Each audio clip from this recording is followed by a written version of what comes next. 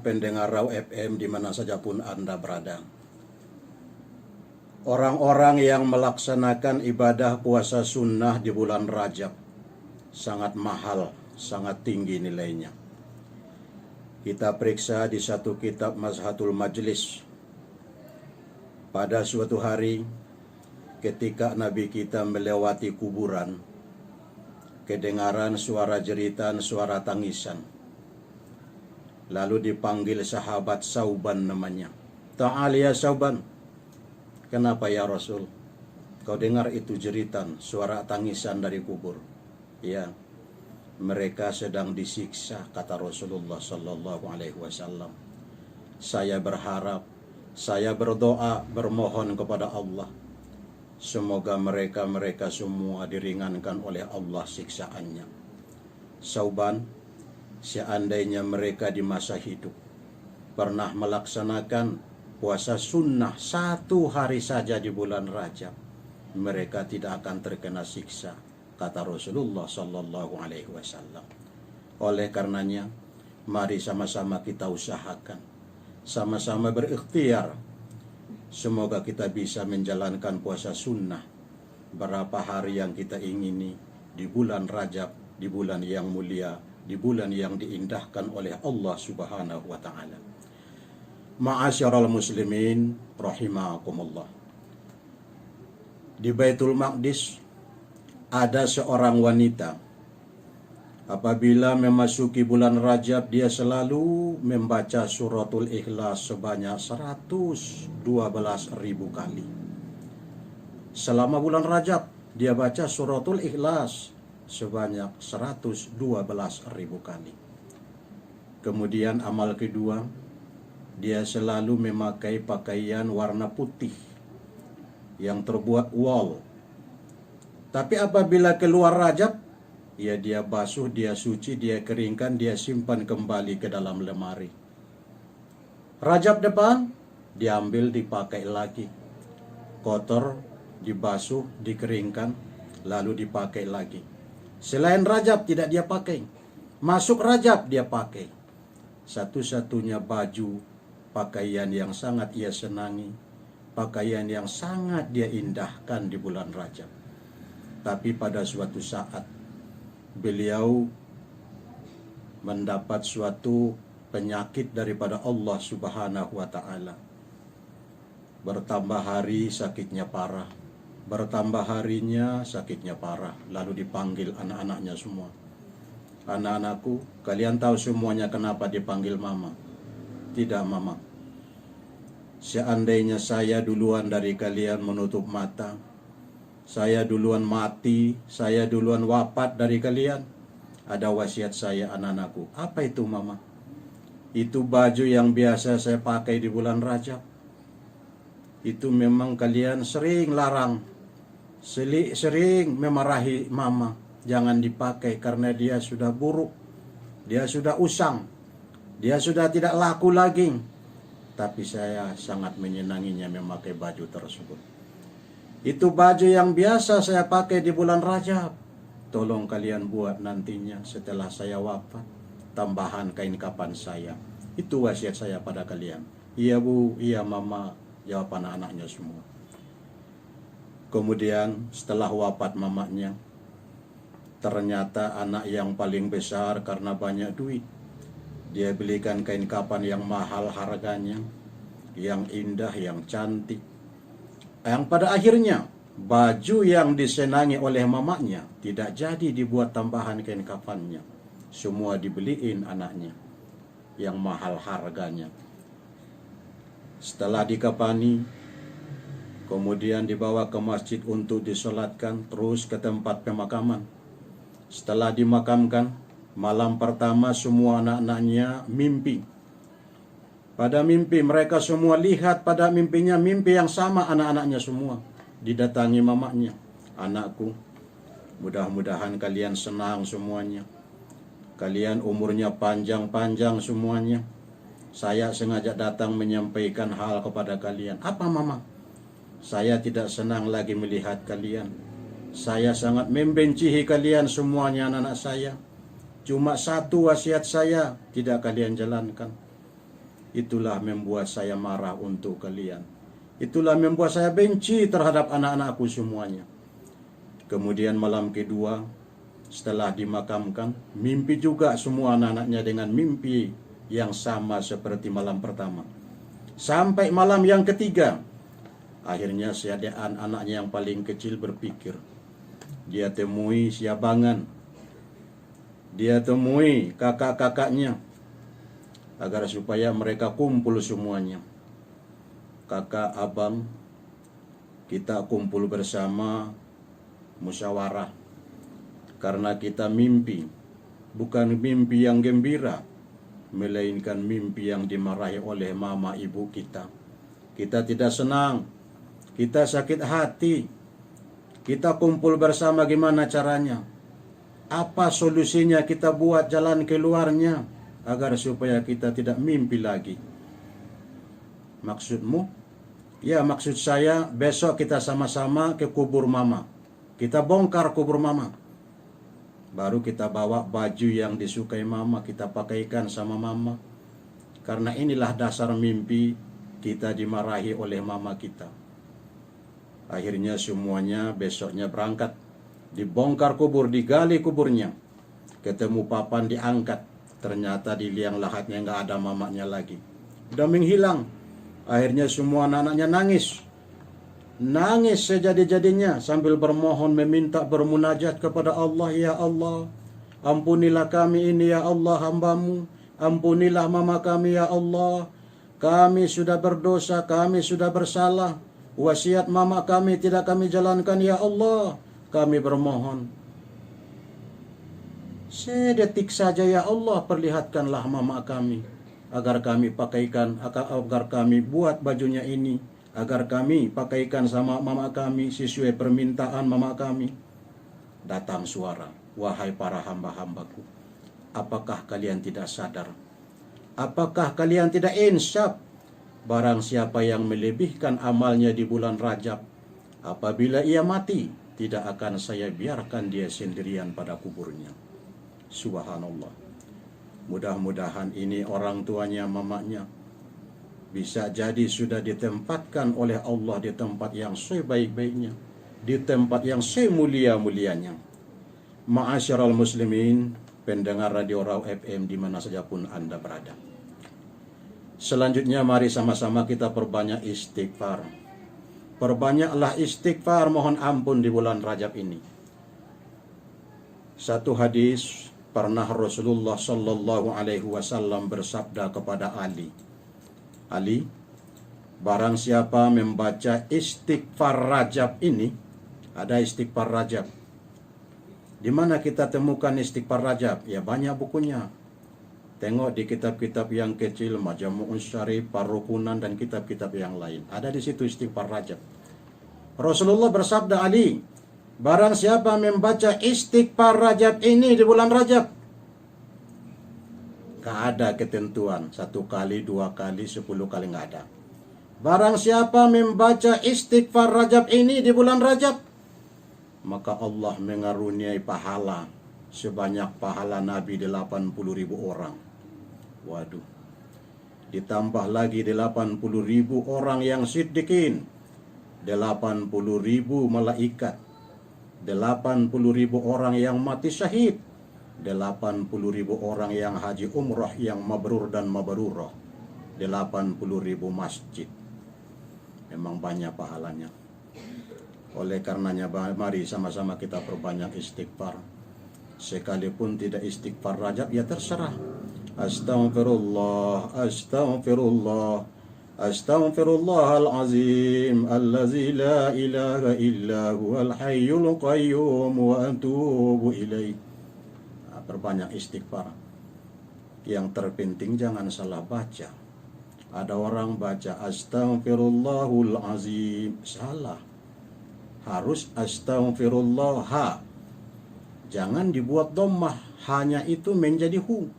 Kalau dia baca astaghfirullahul azim, Allah minta ampun kepadanya. Tapi kita baca astaghfirullah, kita minta ampun kepada Allah. Makanya kita hati-hati, jangan salah baca.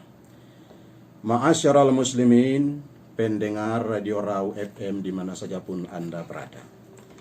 Kemudian, di bulan Rajab ini juga mari sama-sama memperbanyak sedekah.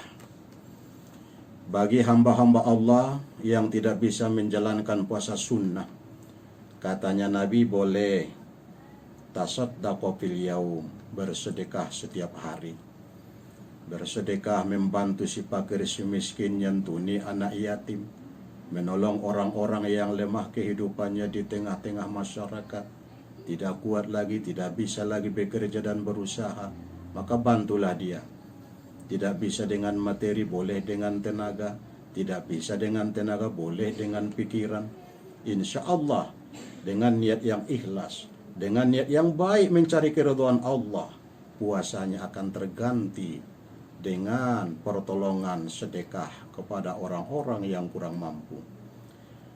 Jadi dengan sedekah termasuk satu-satunya memadamkan kemarahan Allah. Pantas para ulama-ulama kita mengajak kita agar memperbanyak sedekah. Dengan datangnya ini virus COVID-19, perbanyak sedekah. Dengan datangnya azab siksa daripada Allah, perbanyak sedekah. Dengan sedekah ia menutup kemarahan Allah, sebagaimana Nabi bersabda, as-sadaqatu tudfi'u ghadabar rabbi. Sedekah itu memadamkan kemarahan Allah Subhanahu wa taala. Maka dengan demikian, mari sama-sama kita perbanyak dengan sedekah. Kita impakkan hartanya kita, karena harta itu semuanya tinggal setelah kita menutup mata. Tapi yang jelas tepat orangnya, tepat sasarannya. Banyak orang bersedekah, dia berikan kepada orang yang tidak menjalankan agama. Boleh kalau sedekah sunnah, tapi agar supaya kita dapat pahala, ada nawaitunya, niatnya kita. Setelah kita bantu dia, mudah-mudahan dia sadar. Setelah dibantu dia, mudah-mudahan dia insya. Tapi apabila kita mengeluarkan dengan cara yang wajib, sama dengan zakat, ia keluarkan zakat perdagangannya, ia keluarkan zakat binatang ternaknya, ia keluarkan zakat emasnya, tapi harus tepat sasaran. Karena setiap yang wajib kita tidak boleh bermain-main. Sholat bermain-main tidak boleh, puasa bermain-main tidak boleh, naik haji bermain-main tidak boleh, zakat pun tidak boleh. Jangan berikan zakatmu kepada orang yang tidak menjalankan ibadah sholat.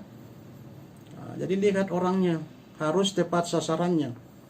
Kenapa terjadi demikian? Harus orang sholat, Ustaz. Ya harus orang sholat. Nggak ada gunanya, manfaatnya kita keluarkan zakat kita kepada orang yang tidak diridhoi oleh Allah Subhanahu wa taala. Diridhoi Allah ke orang sholat? Tidak. Diridhoi Allah ke orang tak puasa? Tidak. Nah, jadi kita berikan, kalau yang wajib harus orangnya yang benar-benar mau menjalankan ibadah. Banyak orang menjalankan ibadah Ustaz, tapi kaya dia. Kalau kaya nggak usah dibantu dengan materi, nggak usah. Nah, tapi orang rajin ibadah, tapi dia miskin, dia fakir, ya bantulah dia. Nah, dengan mencari keridhaan Allah, dengan keikhlasan hati. Jadi setiap pemberian yang kita berikan kepada orang lain dengan jalan sedekah, dengan jalan infak, ya, dengan jalan pemberian, ya, kita sedekahkan harta kita, ikhlas mencari keridhaan Allah, Allah pasti ganti dengan yang lebih baik daripadanya. Kita sedekahkan harta kita 10 juta umpamanya, Allah mudah menggantinya 35 juta, 50 juta, 100 juta, bahkan berjut-jut. Kita lihat dalam lembaran sejarah. Ali bin Abu Thalib, istrinya Fatimah binti Muhammad. Ya, Fatimah anak Nabi kita. Suaminya Fatimah Ali bin Abu Thalib. Pada suatu saat Ali memasuki rumahnya. Ali berkata, istriku Mama Hasan Hussein, adakah Anda siapkan makanan untuk suamimu? Kenapa Ali bertanya seperti itu? Karena sepengetahuan Ali keluar dari rumah nggak ada uang, nggak ada duit, nggak ada makanan. Kemudian tiba-tiba datang, mungkin ada. Menurut pemikiran dia makanya bertanya, Mama Hasan, adakah Anda siapkan makanan untuk suamimu? Istrinya Fatimah menjawab, maaf suamiku, nggak ada makanan saya siapkan buat suamiku. Tapi buat Hasan, Usain, anak-anak kita ada. Bingung juga Ali. Mama Hasan, itu dari mana diambil buat makanan anak kita Hasan Hussein? Istrinya Fatimah menjawab, suamiku, ketika Salman Al-Faris mengurai bulu-bulu dombanya buat pintalan saya oleh Salman, memberikan upah gaji kepada saya sebanyak 6 dirham. Yang 6 dirham itu masih di tanganku, belum dibelanjakan. Kenapa belum dibelanjain, istriku? Kata Ali, sebelum datang suamiku saya tidak keluar rumah. Rupanya Fatimah ini ya sangat patuh sama suaminya. Ya Fatimah, Mama Hasan, ikhlaskah kamu?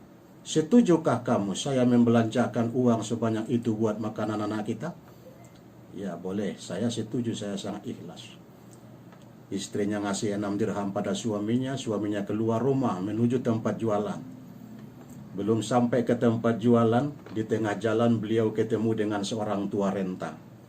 Orang tua renta berkata, Mama Hasan, beri pinjamilah hamba Allah yang melarat.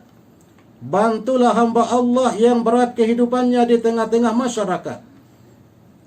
Lalu ditengok oleh Ali, muncullah rasa iba, rasa kasihan. Akhirnya dia kasih semua yang 6 dirham itu. Nggak jadi buat beliin makanan anak-anaknya Hasan Hussein. Semuanya uang dikasih sama orang tua renta itu. Kenapa? Karena dia keluarkan hartanya di jalan Allah. Dia jihad di jalan Allah. Kemudian pisah orang itu. Ali pulang ke rumah. Sampai ke rumah istrinya nanya, Mama Hasan, di mana buat makanan anak-anak kita yang dibeli suamiku?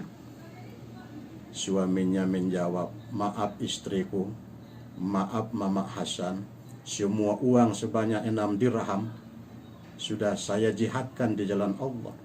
Sudah saya impakkan semuanya. Apa jawab istrinya? Saya setuju, saya sangat ikhlas. Kemudian Ali berkata, Mama Hasan, saya ke rumah Rasulullah sebentar. Iya silakan, tafadhal. Berangkat Ali. Belum nyampe ke rumah Rasul, di tengah jalan Ali bertemu dengan seorang Badui. Orang Badui itu membawa seekor unta. Orang Badui itu berkata, Bapak Hasan, ini unta saya, tolong beliin unta saya ini sebanyak 100 dirham cash, kontan. Maaf kawan, maaf saudaraku, saya tidak punya duit sebanyak itu. Di bawah 100 dirham, di bawah 100 dirham pun saya tidak punya duit. Jangankan 5 dirham, 1 dirham saja saya tidak punya duit. Kalau saya kasih ini unta sama kamu, ikhlaskah kamu menerimanya? Lalu Ali menjawab, kalau kamu ikhlas memberinya, saya lebih ikhlas menerimanya. Akhirnya dikasih orang itu. Pisah ucapan terima kasih sebesar-besarnya dari Ali. Lalu kemudian Ali membawa untanya menuju ke rumahnya. Belum nyampe ke rumah, beliau ketemu dengan orang Badui kedua. Orang Badui kedua itu berkata, Bapak Hasan, untamu kah itu? Ya unta saya, udah dikasih sama saya. Tolong jual sama saya untamu itu. Saya bayar 300 dirham cash, 300 dirham kontan. Waduh, tadi ditawarin saya 100 dirham, ini diminta 300 dirham. Akhirnya dikasih untanya, dia terima uangnya sebanyak 300 dirham. Dia bawa ke rumah, dia kasih sama istrinya Fatimah. Pasti istrinya senyum. Tapi dibalik kesenyuman istrinya bertanya, Mama Hasan, ini uang sebanyak ini kita dapatkan dari mana itu suamiku? Ali menceritakan mulai dari awal sampai akhir. Akhirnya istrinya bersyukur. Istrinya sujud syukur, berterima kasih kepada Allah. Pantas setiap orang yang mensyukuri dari sekian banyaknya nikmat yang oleh Allah berikan kepada kita, setiap orang yang dapat mensyukuri nikmat tersebut, oleh Allah pasti tambahin. Pantas oleh Allah sebutkan dalam Al-Quran, la in syakartum la azidannakum wa la in kafartum inna azabi lasyadid. Mereka sedekahkan hartanya 6 dirham, diganti oleh Allah 300 dirham. pantas oleh Allah sebutkan dalam Al-Quran pada surah Al-Baqarah ayat 261. Mathalul lazina yunfikuna amwalahum fi sabilillah kamathali habbatin ambatat sab'a sanabila fi kulli sumbulatin mi'atu habbah wallahu yudha'ifu liman yasha wallahu wasi'un alim. Perumpamaan orang-orang yang menafkahkan hartanya di jalan Allah seperti sebutir benih yang tumbuh 7 butir. Pada masing-masing butir tumbuh 100, malah ditambah oleh Allah. Wallahu yudha'ifu liman yasha wallahu wasi'un alim. Ma'asyiral muslimin, pendengar Raw FM di mana saja pun Anda berada. Dengan demikian marilah kita memperbanyak sedekah. Kemudian yang perlu kita perbanyak di bulan Rajab ini, memperbanyak tasbih. Kita berzikir, bisa baca Quran, bisa baca tasbih, bisa baca tahmid, baca tahlil, ya boleh. Dia membaca tahlil, la ilaha illallah, la ilaha illallah. Dia baca Quran, ya boleh. Perbanyak zikir. Manfaatnya apa itu, Ustaz? Manfaatnya banyak. Barang siapa yang banyak zikir, setan, iblis tidak berleluasa menggoda, merayu, merusak dia. Nah, ini manfaatnya kata Rasul.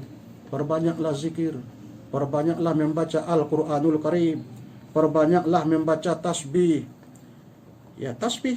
Barang siapa membaca tasbih, ya kita lihat dalam satu hadis yang disebutkan oleh Rasul, tanggal 1 sampai tanggal 10 Rajab, dia baca Subhanallahil Hayyil Qayyum. Dia baca 100 kali. Kemudian dari tanggal 11 sampai tanggal 20, dia baca Subhanallahi Ahadis Somad sebanyak 100 kali.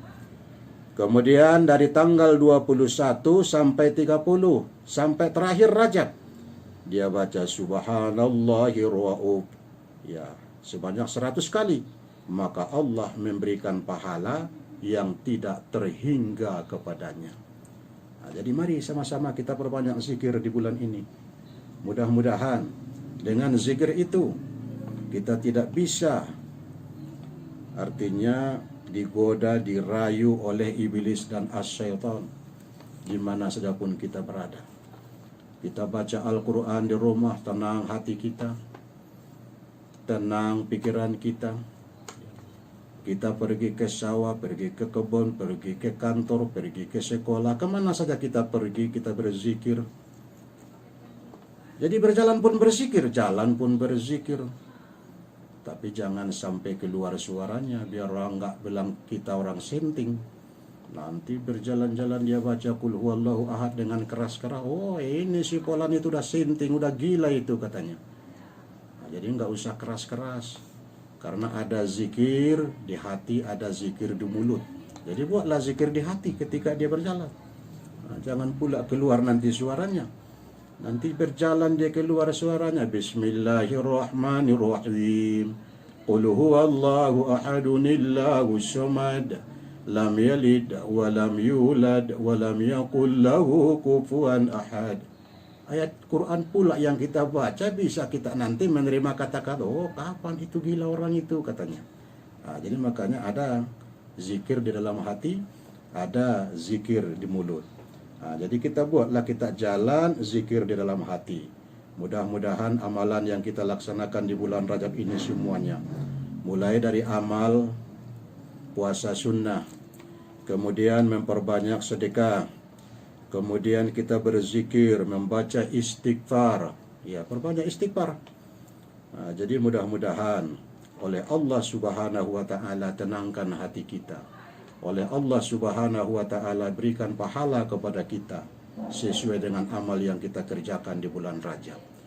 Karena yang diharapkan kita sholat, kita puasa, kita haji, kita sedekah infak harus diridhoi oleh Allah. Caranya bagaimana bisa diridhoi oleh Allah? Tentu tiada lain kita menjalani sesuai dengan petunjuk, sesuai dengan aturan-aturan yang ada, yang digarisbawahi oleh Al-Quran dan Sunnah Rasul. kita beramal sesuai dengan Al-Quran dan Sunnah Rasul. Mudah-mudahan oleh Allah ridhoi solat kita.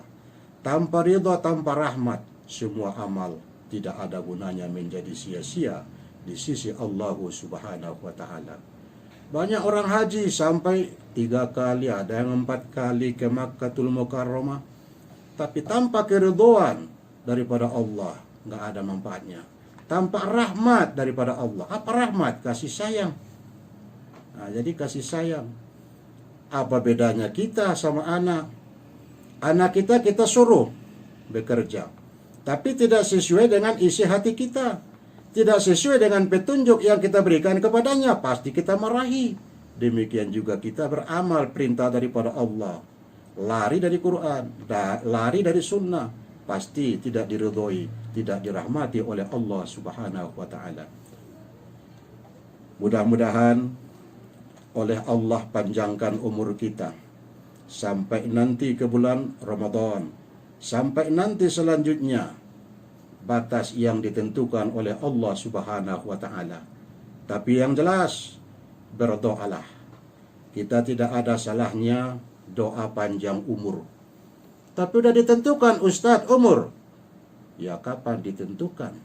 Pada saat manusia berada di alam rahim ibunya setelah ditiupkan ruh, ya disuruh, ditentukanlah semua ajalnya, ibadahnya, rezekinya.